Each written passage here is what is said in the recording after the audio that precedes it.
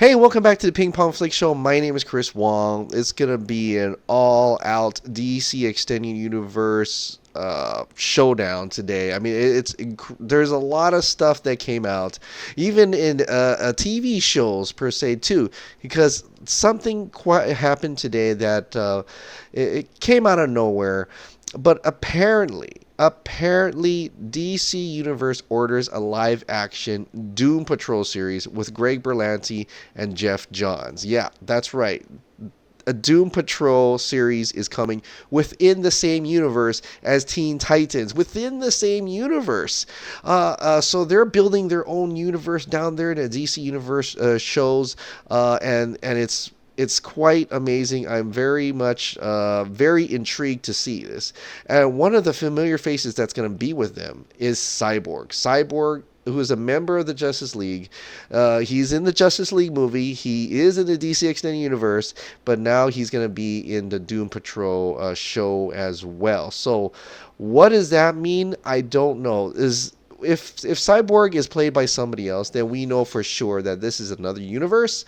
This is not involved or creatively any ways connected to the DC Extended Universe that's in the movies. This is its own thing, and I was wondering why Cyborg was not with the Teen Titans. I think this is the answer. This is the reason why. So we'll see any more information comes from that, but it's very interesting so far to see this come out. And to see what happens after that. Now, Ray Fisher is expected to have a solo movie in theaters by 2020, but there is nothing official on that at all. You see a little bit on Wikipedia, but that's Wikipedia. There's not too much more of that, so hopefully I'm crossing my fingers that Ray Fisher gets to play Cyborg once again in some role for that matter. Now, there's all these little tidbits that came out today, and one is that Harley Quinn movie, Birds of Prey. I know they're calling it a Harley Quinn movie, but the Harley Quinn's or Margot Robbie's Birds of Prey, this is her girl gang film that's combining her and female DC villains and heroes. They're saying that it's going to start shooting in 2019, and they're eyeing an all-female crew. Now, this could be creatively, like the directors, if for instance, the director, the producers, the writers, they're all women. Maybe the whole crew is women. I don't know how that's going to work out, but what I get from this is that all-female crew, meaning the entire cast, the main cast members are going to be female. That means this is Birds of Prey versus Gotham City Sirens. So they're not going to make a separate Gotham City Sirens movie. They're not going to make a separate Birds of Prey movie. They're going to combine these different ideas to put into one film, one giant film. Birds of Prey versus Gotham City Sirens. I think that's what they're going to. I mean, when I look at that, when I hear an all-female crew, that's my mind totally went to the actors and actresses, the people that are going to play the parts, the characters themselves, and my mind went to a story of they're going to combine Birds of Prey with Gotham City Sirens. They're gonna versus each other. I don't know. That's what my thing is too. I mean, even though some of them kind of cross over to the Birds of Prey line, but they could do something like that, and I'd be all for it. I'm actually very intrigued what this is about. I'm very incredibly not shocked, but I can't believe they're actually moving forward with this. This is one of those ideas. They're always on the back burner. You always hear about, there's a Gotham City Sirens, David Ayer is doing this, and Chris McKay is doing this. But it looks like it's actually happening. It's like put on the front, is one of the front leading things here. So 2019, they're going to shoot in 2019. It's probably not going to come out till I'm thinking it might be one of the movies of 2020 or even 2021. So whatever it's going, DC is still going strong. 2019, apparently, allegedly, going to start shooting Birds of Prey. That means they got the writing all correct. They're just getting the cast together. Everything's ready to go. And it's almost time for principal photography next year. So that's pretty interesting itself. Now, the one thing that is going to principal probably photography real soon, according to Patty Jenkins, who was on on Variety. She was at Cannes 2018. This is from Variety. I'm sorry. She says she's shooting Wonder Woman 2. It starts shockingly soon. Now it's been reported back in October that Wonder Woman 2 was supposed to start shooting this June. And I don't know about you, but this June is shockingly soon. So I think that's actually happening. They got everything together. The writing, the story is perfect. They got some characters probably. Well, of course, Gal Gadot's returning. We got Kristen Wiig as Cheetah. I think they're all putting the pieces together, and it's just flying by. Unbelievably flying by. Everything is working, firing on all cylinders for DC right now. It's incredible to see this. I don't know who to thank. Walter Hamada, am I here to thank you? But this is incredible stuff, incredible news for DC today, and I can't be more happy. There's so much stuff going on. There's also this small little thing about a Lego leak, okay? And this is just a little Lego piece that was leaked out. What appears to be Black Manta from the Aquaman movie. And you look at that and it says, yeah, that's Black Manta. So I'm glad they're actually getting it to look like that. They're not going to make the head smaller. Well, of course, it's Lego. So, the head, is always bigger than the body a little bit. But I think for this, I think they're going to really go strong with the character here and how it looks like. And for it looks like right there, it looks like Black Manta. That's all I can say. It looks incredible. It kind of fishy looking, his suit. Doesn't it kind of look like a little bit of one of the Kryptonians?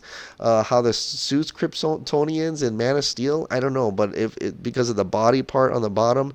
But I don't know. And the holes thing that comes out, I mean, that's still Black Manta, but it just looks so similar to that. It's kind of cool that maybe in a way they'll kind of connect the world here with Kryptonians and stuff. I don't know. That's just me looking at things that aren't really there. So, but that's cool in itself. Lego leaks. Black Manta looks amazing. All right, so the next thing I want to talk about is this guy right here. Okay, Daniel RPK. He's a writer. He's been putting out some interesting things. He's the guys who said there's gonna be some big director names coming out. Steven Spielberg was one of them. That came out true, and there's more directors that are being possibly coming out to make these movies for the DC universe. And one of them we were thinking was like, Peter Jackson and other people. There's a lot of things going on there. So what he put out today now, which is very interesting, is this. He says this, tag it under rumor for now. I hear Ben Affleck now wants to stick around as the DCEU's Batman. Yes. Something we've heard the opposite from Mario Robles, who does his El Fanboy podcast, which I reported on and I talked about, was that he was mentioning that his sources says Ben Affleck is gone. So this is a different news tidbit about Ben Affleck, and this is for positive for people who enjoyed Ben Affleck as Batman. I think Ben Affleck is the best Batman ever, and I'm so happy to hear, even though it's just a rumor for now, but hearing that Ben Affleck now wants to stick around as the DCEU's Batman, that kind of says something to me in my own crazy little tinfoil hat crazy mind, is that maybe because of all these directors and all these movies are firing on all cylinders, Walter Hamada turned the ship around and made, instead of Jeff Johns and John Berg trying to make Batman into some lighter character, they're creating something. He's maybe working with Matt Reeves, and Matt Reeves is finally coming around or something. I don't know what's happening, but maybe the character they are preparing Batman for is something Ben Affleck could actually grasp his mind around once again, like how he was so happy to be Batman in Batman v Superman because he really liked Zack Snyder and Chris Terrell's ideas for Batman. So this may be something that he is familiar with and he's into, and he wants to stick around to do a little bit more. I don't know, or maybe it could be the other way around. Maybe he didn't want it to, allegedly die in Zack Snyder's film or not, but who knows? I mean, he had high words, high praise for Zack Snyder's Batman, so I gotta think maybe something's happening, and he's looking at this, and he's looking at the future slate, and says, you know what, I want to stick around for that. I think it'd be fun, and I think a lot of people really like him as Batman. He's one of the best characters within this DC Extended Universe. And he captures it amazingly. Not too much in Justice League towards the ending part, but the parts where he is that angry Batman, that's the Batman we love, and that's the one that Ben Affleck could be, the brawly fighter that he could be, and I want to see more of that. So I'm so happy to hear that, even though we're chalking it under rumor for now, although some other bloggers have says laminated, so maybe it's a little bit more true. So that's exciting in itself, where these I don't want to say the non YouTube people, but the people who are more closely to the industry than we are. How's that? So that they're hearing this, and that's a good deal. So this Daniel RPK also had some interesting things to talk about too. I mean, before on May 13, I've totally missed it, but he said the red capes are coming, and that's all referring to Batman v Superman, where Lex Luthor is saying the red capes are coming, and alluding to Superman, or in superheroes for a way, but mostly Superman, because Superman has a red cape. So at that time, I think he was automatically talking about there is a Superman movie that's going into production real soon. So that kind of coincides with Mauro Robles' report from his sources saying that their Superman production is soon, right? So that could be it. The other thing that he said today was very interesting, and he says, since they want a young Jon Stewart with an older Hal Jordan as his mentor, you can probably forget the idea of Idris Elba playing him. So I remember a story about that where they're talking about the Green Lantern Corps, and they're saying that Jon Stewart is going to be a young guy, and Hal Jordan's going to be older, he's going to be the mentor. So that kind of came and went, and that was interesting in itself. But when you look at that, and then just coincidentally today, more reports came out of like Henry Cavill, because Mission Impossible Fallout is out, right? And so people are able to reporters are able to talk to Tom Cruise, able to talk to Henry Cavill, and then I'll get into more what Henry Cavill and Tom Cruise actually said, but since this video is getting kind of long, but I want to say that from the reports and things like that, about an older Harold Jordan and a mentor, and then Chris McQuarrie actually tweeted out today when someone asked him, Green Lantern tweeted at him when they asked him Green Lanterns or Superman, like Christopher McQuarrie tweeted out both, period, wait, ...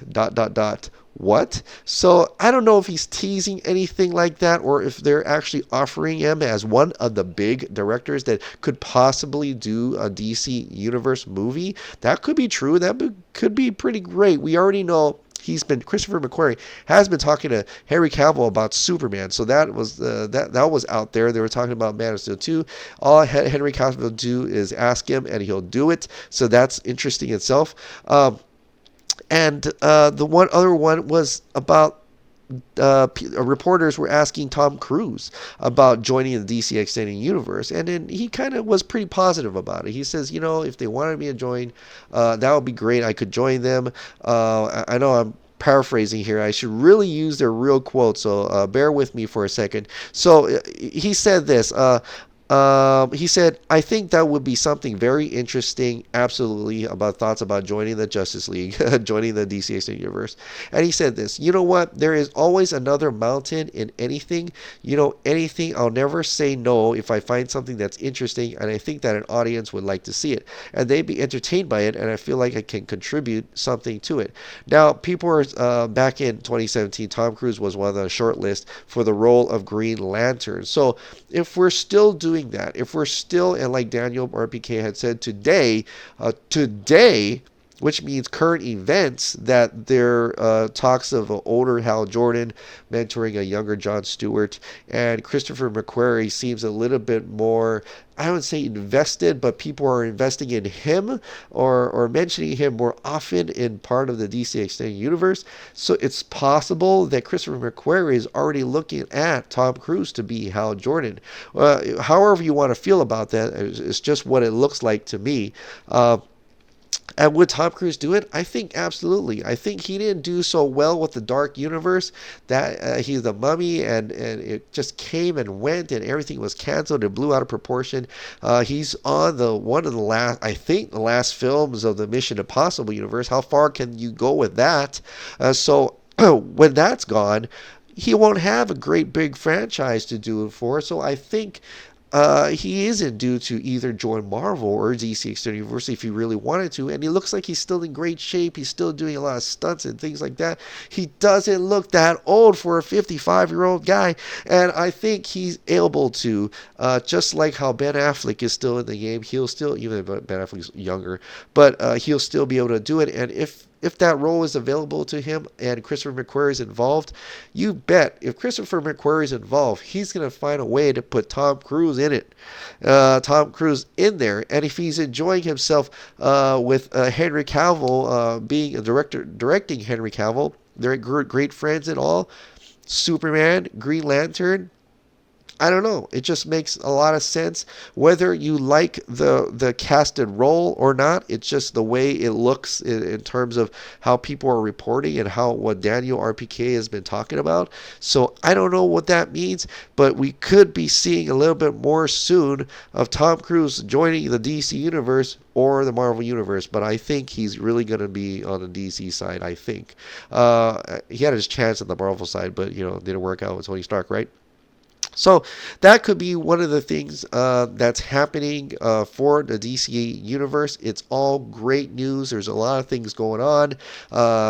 Cyborg's in a DC Universe show. Who knows if that's Ray Fisher or if any involved in the DC Extended Universe.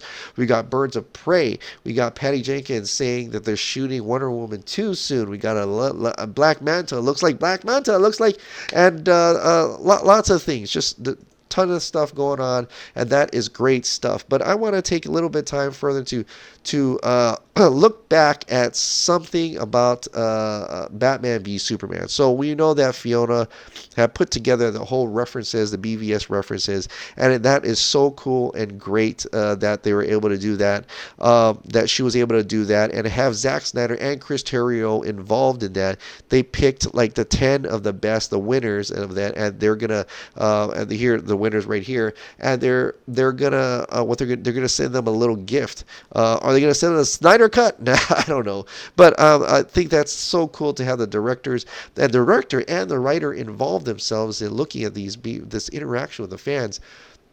I mean, tell me if I'm wrong. Has any other director have done this in terms of this scale? I don't think so, and I'm amazed that he's this close to us in terms of being in the fandom. He's this close, and I'm so enjoying it. I'm enjoying this fandom who are really working together to it's like a cause in a way, and it's just that people are just so into this that they're putting these things out, and the director is actually responding, and he's not setting them aside like they're nuts or something. He's involving himself in it. He's answering questions on Vero and things like that. So it's kind of a little cool community, and I think it's really great that he does this stuff. Great to you guys who won that. I didn't put mine in. I didn't think I was smart enough to actually think of something that hasn't been thought before or written out before.